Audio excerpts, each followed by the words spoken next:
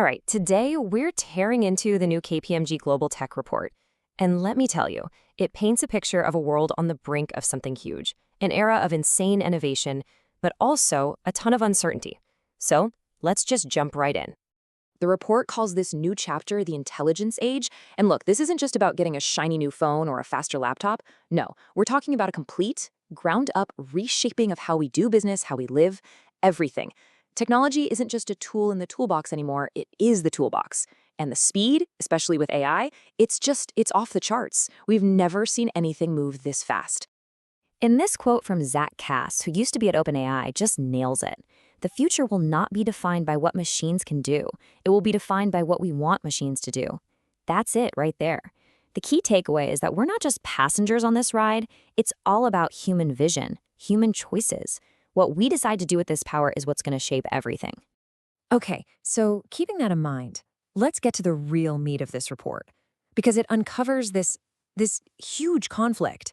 It's this giant gap between where companies are today with their tech and where they think they're gonna be like tomorrow. So let's start with a reality check. Out of 2,500 tech execs surveyed, guess how many are at the top level of tech maturity right now? Just 11%. Yeah, that's it. Only about 1 in 10 companies has their tech fully scaled and firing on all cylinders. That is a tiny number. Okay, but now for the ambition part. Brace yourself. A full half of those same leaders expect to be at that top level by 2026. Wait, what? You heard me. A jump from 11% to 50% in a single year. That's not just a leap. That is a stratospheric, almost unbelievable jump.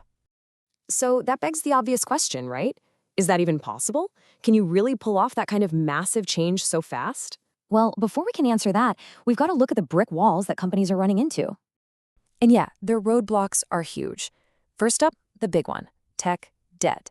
We're talking about 63% of leaders who say, hey, we can't even invest in cool new stuff because we're stuck paying to fix all our old, clunky systems. Then you've got the talent gap. More than half of them still can't find the people they need. And to top it all off, you have those stubborn old habits. Different departments not talking to each other, ancient processes that just refuse to die. So you might be thinking, if it's that hard, how does anyone get ahead? Well, this is where the report introduces the heroes of the story, a tiny elite group they call high performers.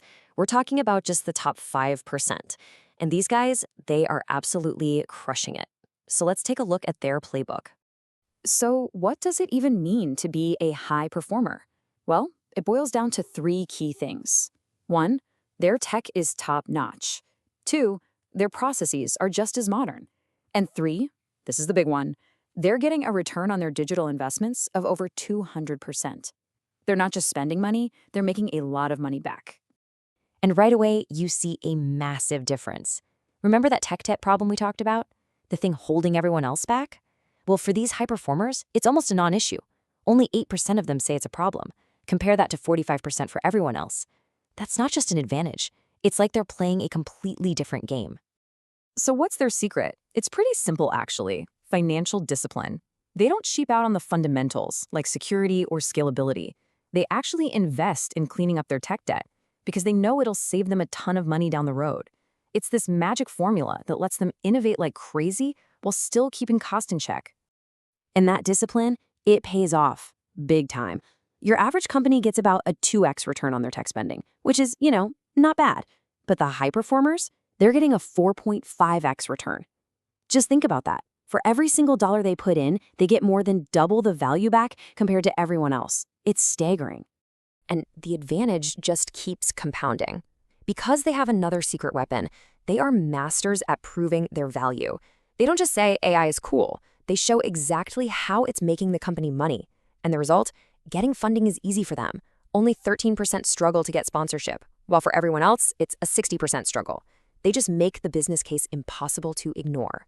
Okay, so it's clear these high performers have figured out how to win today. But what about tomorrow? Well, it turns out that this same mindset is exactly what you need to be ready for whatever is coming next. And this is where we hit the next big challenge. Because the next wave of tech, things like agentic AI, it's not just another app you can download. We're talking about something that forces you to completely rethink how your organization even works, from the ground up, your structure, your culture, everything. And just look at how this is going to change the workforce itself. This chart is wild. By 2027, the so-called digital workforce, AI assistants, bots, agents, is expected to jump from being 28% of the team to 36%. Think about that.